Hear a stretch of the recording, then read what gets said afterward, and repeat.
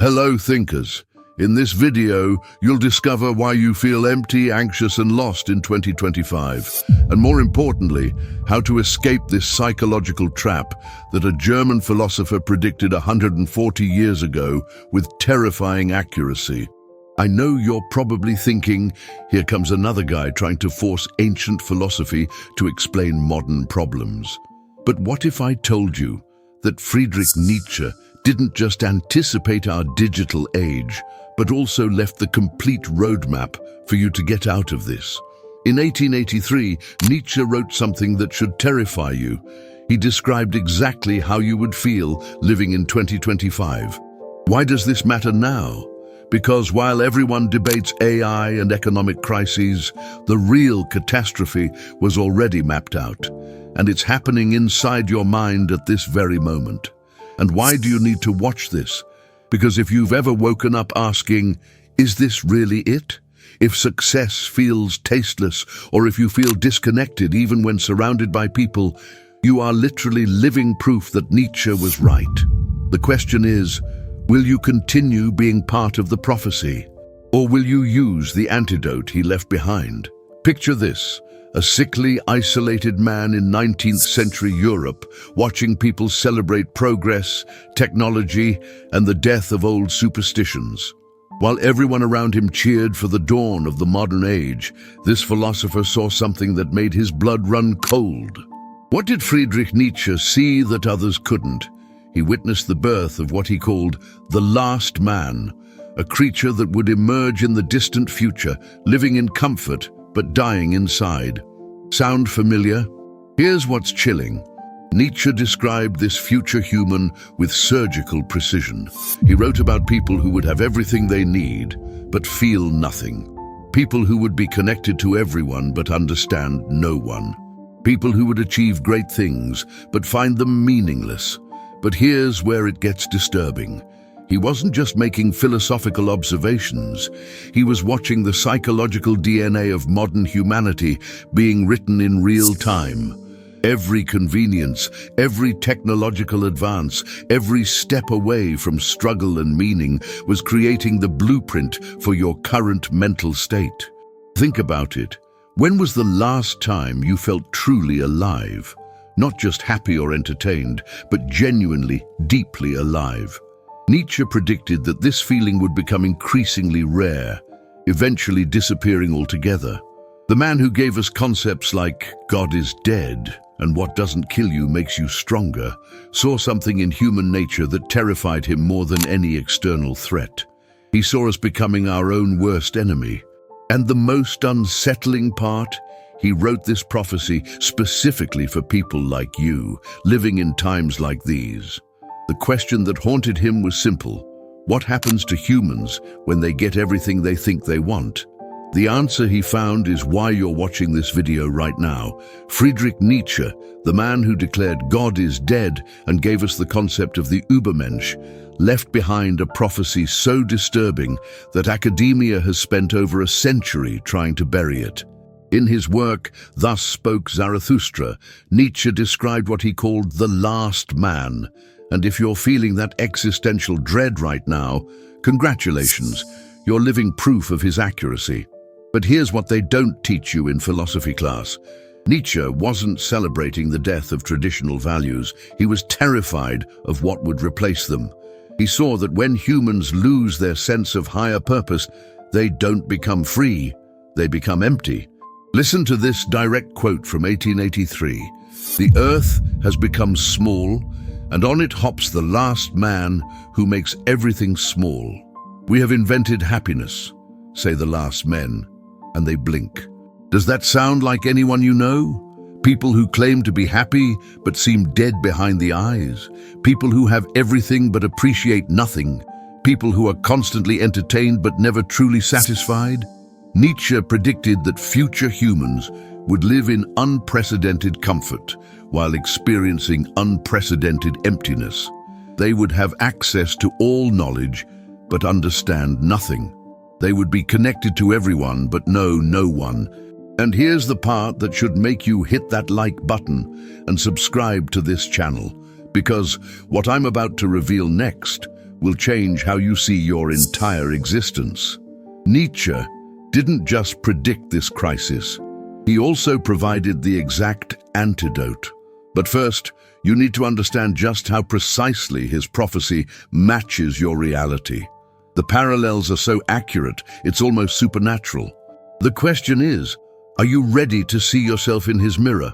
Let's dissect Nietzsche's prophecy piece by piece, and I want you to tell me if this doesn't describe your exact experience in 2025. First, Nietzsche predicted the last man would live in a world of infinite distractions but zero depth. Sound familiar? You have Netflix, TikTok, Instagram, YouTube, endless entertainment at your fingertips. Yet when was the last time you felt genuinely fulfilled by any of it? Second, he foresaw humans who would prioritize comfort above all else. No shepherd and one herd, he wrote. Everyone following the same safe path, avoiding risk, avoiding discomfort, avoiding anything that might challenge them. How many people do you know who are living exactly the life they're supposed to live, yet feel completely dead inside? Third, and this is where it gets eerie, Nietzsche predicted that future humans would have invented happiness, but would be incapable of experiencing joy. They would mistake pleasure for fulfillment, entertainment for meaning, and comfort for contentment. But here's the most chilling part of his prophecy. He described a world where people would become so disconnected from their own nature that they would need external validation for everything. They would lose the ability to trust their own judgment, their own feelings, their own instincts. Does this remind you of anything? Scrolling through social media, comparing your life to others, needing likes and comments to feel worthy, asking strangers on the internet what you should do with your life. Nietzsche called this the herd mentality, and he predicted it would become so dominant that individual thinking would nearly disappear.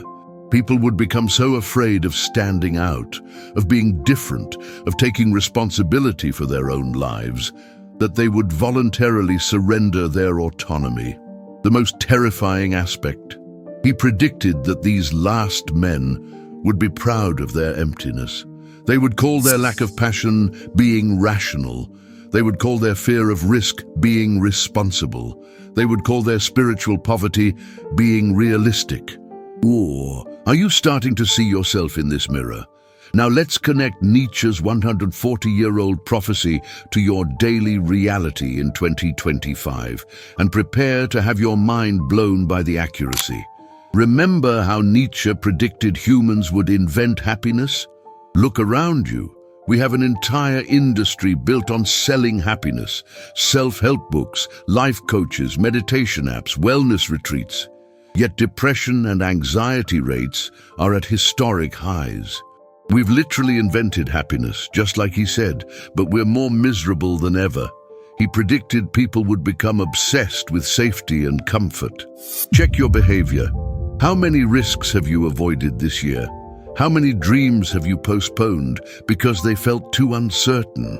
How many times have you chosen the comfortable option over the meaningful one? Nietzsche foresaw humans losing their connection to struggle and growth. Today, we have trigger warnings, safe spaces, and the constant need to avoid anything that might cause discomfort. We've created a world where challenge is seen as trauma, where difficulty is seen as unfairness. But here's where it gets really disturbing. He predicted that people would become so dependent on external validation that they would lose touch with their own inner voice. Sound like social media to you? We literally measure our worth in likes, shares, and comments from strangers. The herd mentality he warned about? It's everywhere. People are terrified of having unpopular opinions, of standing out, of being different. We've created echo chambers where everyone thinks the same thoughts and validates each other's emptiness. Nietzsche also predicted that humans would become obsessed with equality. Not true equality, but the kind that brings everyone down to the lowest common denominator. We celebrate mediocrity, we're suspicious of excellence, and we've made being average a virtue. Most chilling of all, he predicted that people would lose their sense of higher purpose and replace it with trivial pursuits. Instead of asking, "What's my mission in life?" we ask, "What should I watch on Netflix tonight?" The data backs this up. Studies show that despite having more opportunities, more freedom, and more resources than any generation in history, young people report feeling more purposeless than ever. You're not broken. You're not weak. You're experiencing exactly what Nietzsche predicted would happen to human consciousness in the modern age. But here's the question that changes everything. What are you going to do about it? Here's what Nietzsche understood that modern psychology is just beginning to grasp. When humans lose their connection to meaning, struggle, and authentic purpose, they don't just become sad, they become psychologically hollow. Think about this. You have access to more information than any human in history, yet you feel more confused than ever. You're more connected than any generation before you, yet loneliness is an epidemic.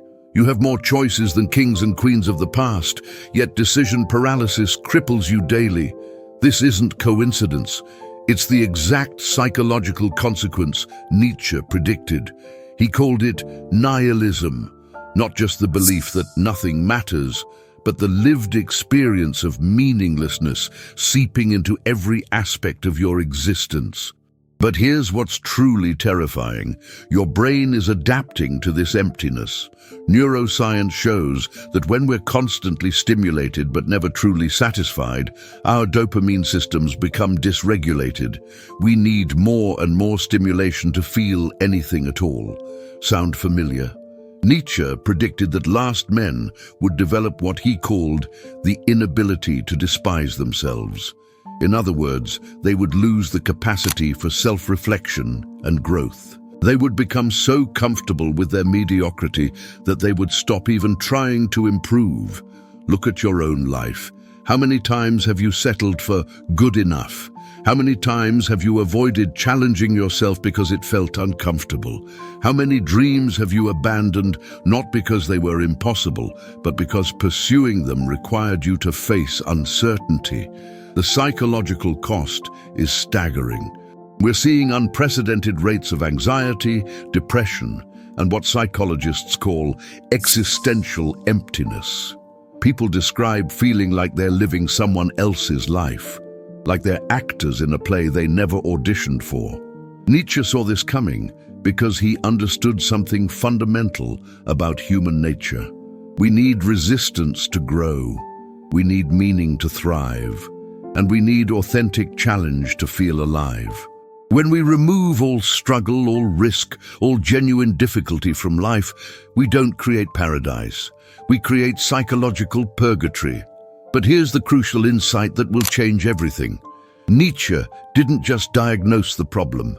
He prescribed the cure.